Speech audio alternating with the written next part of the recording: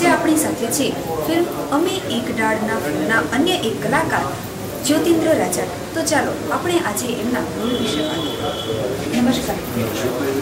આ ફિલ્મમાં આપણો રોલ શું છે અને ખાસ શું મેસેજ આપે છે સમાજને? આ ફિલ્મની અંદર હીરોના પિતાના બેસ્ટ ફ્રેન્ડ તરીકેનો મારો રોલ છે। મારો રોલ બહુ નાનો છે એટલે કદાચ સમાજ સુધી મારો તો કોઈ મેસેજ નથી।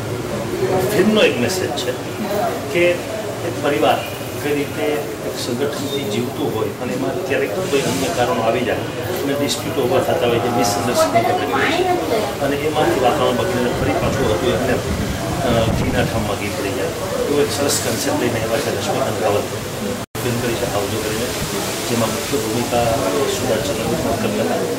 એની સાથે કરવામાં ખૂબ સુંદર રીતે મોકો મેળવ્યો અને રશ્મિકાંત રાવલ મારા બહુ જૂના અને મિત્રતાના દાવે મોદકમાં શૂટિંગ છે, મારું રહેવાનું જુનાગઢ છે, નજીકમાં છે, એટલે મિત્રતાના દાવે એમનો આગ્રહ હતો કે હું એક રોલ કરું તો સ્પેશિયલી તમારી મિત્રતાના નાતે રોલ કર્યો છે। આપ રીત રિવાજ સિરિયલ પણ કરી રહ્યા છો, તો એ કોન્સેપ્ટ શાયદ જૂના રીત રિવાજો છે એને અનુસંધાને છે અને આ ફિલ્મ છે એ આધુનિકતાને લઈને છે, તો આ બંને વચ્ચે તમે કેવી રીતના ચૂઝ કરી આ ફિલ્મ?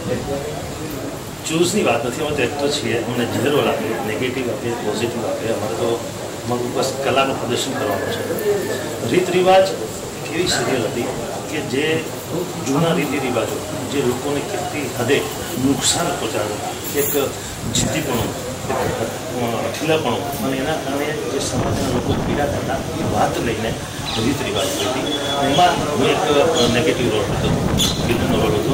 હું એ રીત રિવાજોની આડસમાં લોકોને ફસાવતો હતો, ભજવતો હતો, હેરાન થતો હતો, ઘણું બધું કરતો હતો, પણ મારું કેરેક્ટર હતું।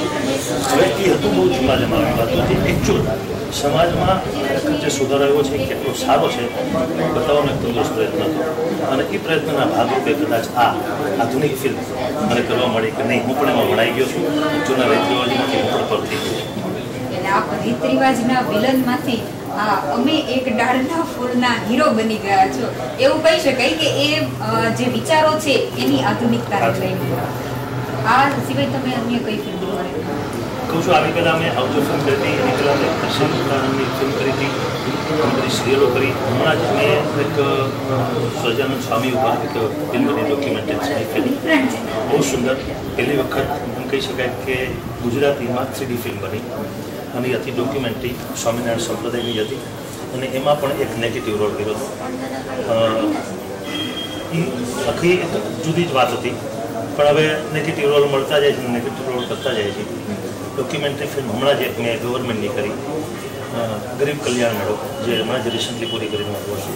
એટલે આવી ઘણી બધી ડોક્યુમેન્ટરીઝ, પછી ફિલ્મ્સ, ટેલિફિલ્મ્સ, સિરિયલ, ઘણું બધું। એટલે અમને છેવાડામાં રહીએ છીએ જૂનાગઢમાં અને આ ઇન્ડસ્ટ્રી મારાથી બહુ દૂર છે, પણ છતાં ઈશ્વરની દયાથી ઘણું કામ મળે છે, સરસ રીતે કરીએ છીએ અને મિત્રો પણ ખૂબ સારા છે। આ ફિલ્મને ઇન્ટરનેટના માધ્યમથી વિશ્વ પ્રસિદ્ધિ આપવાનો પ્રયત્ન કરવામાં આવ્યો છે, તો આ કોન્સેપ્ટ તમે શું માનો છો? ખૂબ આનંદની વાત છે કે આપણી ભાષાનો આપણા કલ્ચરનો આપણે વિશ્વ સ્તરે જો પ્રચાર કરવામાં આવે તો એક બહુ સારો કોન્સેપ્ટ છે।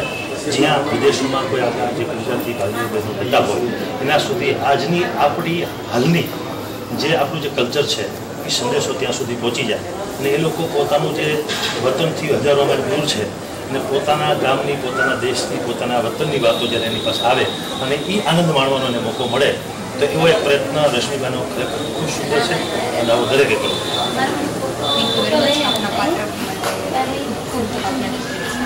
Thank you.